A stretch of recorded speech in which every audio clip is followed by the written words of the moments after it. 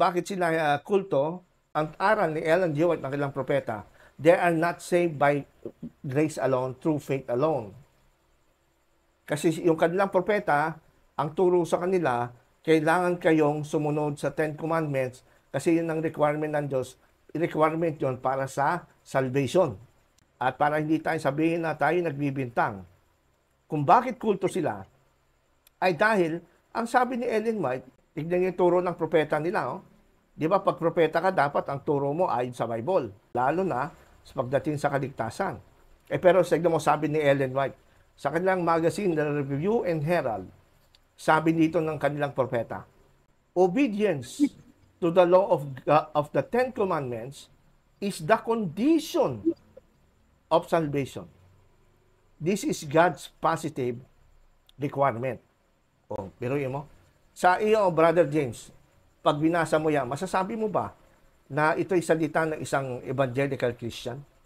Well, definitely not talaga, Pastor. Kasi unang-una, very clear ang sabi na again, this is not to attack them, but just a mere comment statement on the stories. Kasi nga, yun nga, salvation is, ano yun, pas, Paul, pas nga. Sila mismo nagsabi, ayan o. To the law, the Ten Commandments, is a condition of salvation. Very, ano po talaga, very clear sa salita ng Panginoon, especially sa book of John, na the only condition for salvation is faith. Amen.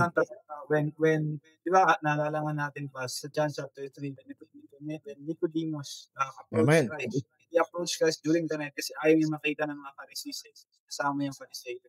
And sabi ng Panginoon sa kanya, tinanong niya, how can I be born again? Hindi naman ako pwedeng pumasok dun sa sabi niya, essentially, sabi niya, have faith in Christ. Have faith in Sabi niya, John 3:16, very famous verse. Yes, na for God so loved the world that He gave His only begotten Son, whosoever believes, yun na talaga yun, so in Him shall not perish but have everlasting life. And meron pong sinabi si Apostle Paul dyan, yung defense niya of the gospel sa book of Galatians, na justification is by faith. Wala. It's not you started it by faith. It is by grace during your salvation and by grace up until the consummation or culmination of your salvation. So, amen. Based on sa statement talaga nun ba, ako nasabi ko talaga, it's not Christianity, it's not biblical Christianity ko talaga. Amen. Ingatan din natin na huwag tayo basta-basta maniniwala sa mga Seventh-day Adventist sa modern times na ito. Kasi, nung ito ay i-publish ko dito sa internet, na ito pala ang aral ni Ellen White, maraming nagulat. Maraming nagulat dito sa sinabi. Hindi na akalain na ito pala ang aral ng kanilang propeta.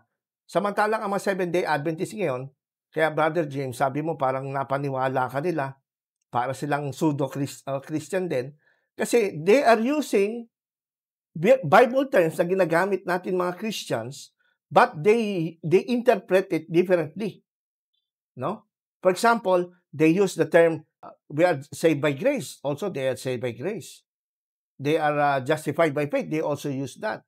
They also use the term salvation. They also use the term by faith alone. Pero they define it differently. They misrepresent it. Ngayon, pagka meron kayong nakausap na pastor, na hindi ganyan turo namin, hindi ganyan, huwag kayong maniwala doon. Kasi unang-una sa lahat, common sense lang naman, sino ba ang mas authority na magturo at magrepresent ng aral ng isang denomination?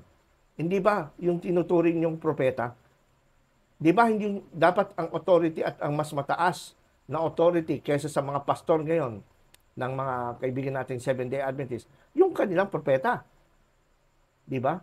At si Ellen White ay isa sa mga founder ng Seventh-day Adventist Church. So, kung si Ellen White ay propeta at founder at sasabihin sa iyo ng mga makakausap ni Dan, ng mga Seventh-day Adventist, ay hindi ganyan turo namin. We are saved by grace through faith. Pwede natin sabihin, teka, sino ba mas authority sa inyo? Kayo ba ng mga scholars lang ng Adventist na nag-aral lang ng theology o yung propeta ninyo? Di ba ang paniwala nyo, ang propeta nyo, sugo ng Diyos yan. So, mas mataas ang sugo ng Diyos nyo. Ang sabi ng sugo ng Diyos nyo obedience to the law of the Ten Commandments is the condition of salvation.